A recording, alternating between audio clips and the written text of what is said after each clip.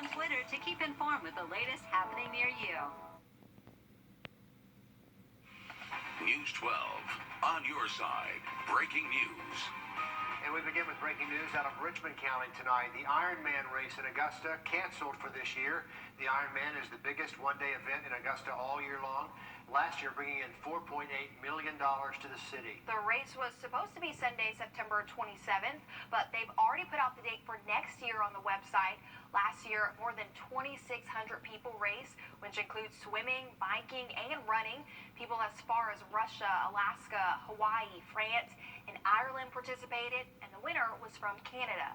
And this announcement just adds to a growing list of big events canceled for the fall. Ironman joining Arts in the Heart, Aiken's Macon, and other events.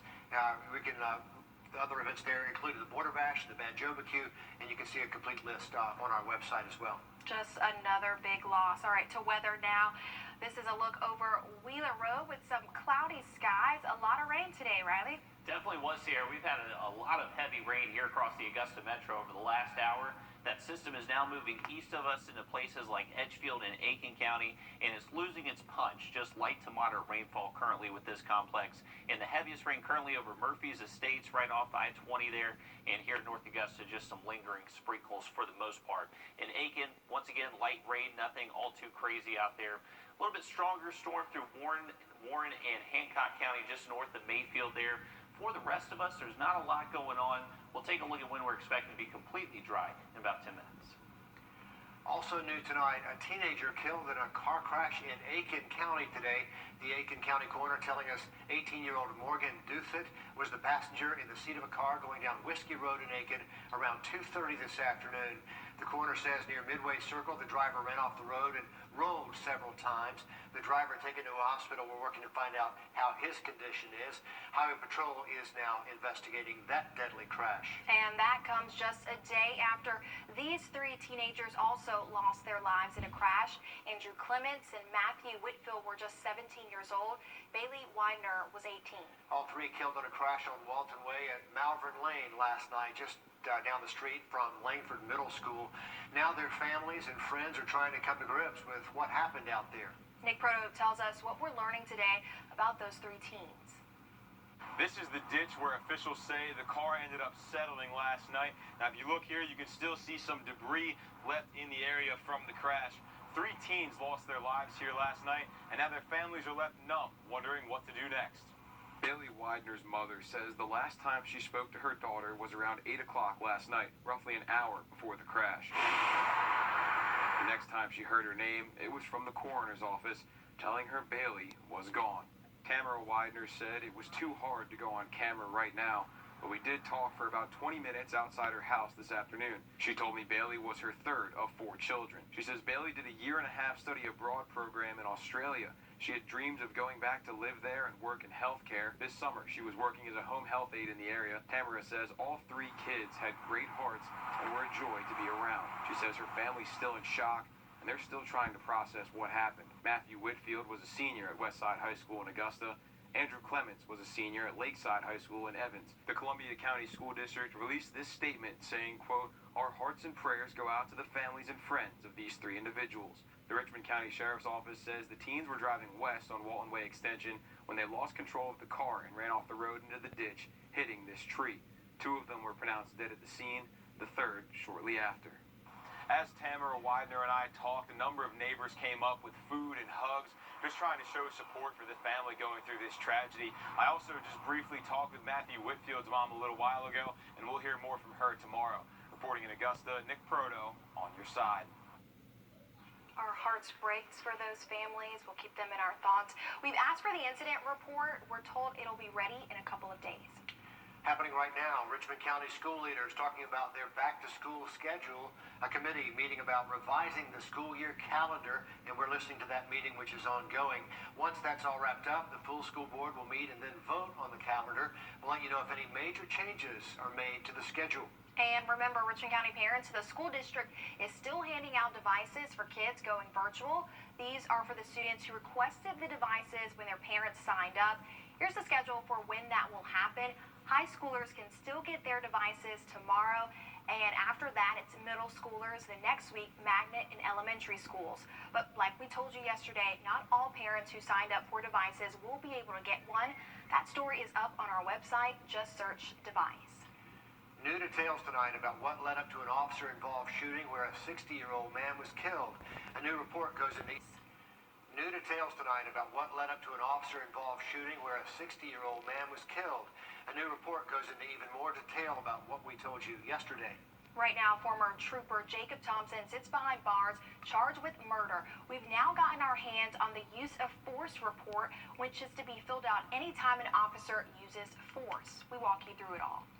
Because this may have began with a tail light being blown out, but it never ends that way. August 7th, 9 p.m., it was a broken rear car light which would lead to a broken Lewis family. It's just so much. He can't be brought back. Julian Lewis was known as the jack of all trades, not just to his family, but much of Sylvania. Working on churches and homes, projects now he'll never finish repairing.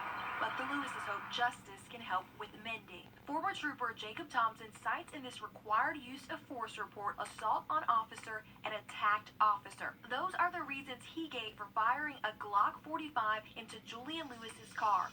However, the initial incident report does not say there was an attack. It only indicates the officer feared there could be an attack. Thompson wrote, after a car pursuit, he performed a pit maneuver, causing the car to spin, then crash, saying he heard Lewis's engine rev up and saw the 60-year-old moving the steering wheel in an aggressive manner back and forth. It was shot in the face. And my response to that was just overwhelming and devastation. This is about policing. GSP policy requires officers to exhaust all other reasonable means for control before deadly force. The attorney for the family, Francis Johnson, argues that did not happen here. GSP fired Thompson and said it was due to negligence and inefficiency in performing assigned duties related to this case. The Lewis family echoing calls heard around the nation for police reform. They're simply done dying. They don't want this feeling, this tragedy, the hashtagging, the shirt making, the rallies, the vigils that have to happen in any other community. And it doesn't have to. Just give me some justice. Now, the family has asked the FBI to investigate, and the regional office released this statement to us earlier, saying the FBI is aware of the Screven County matter, and we are, and have been in contact with local and state authorities. The FBI is always prepared to investigate whenever information comes to light in light of a potential federal violation. Switching gears now, looking at coronavirus cases. Responsible for the content of this advertisement.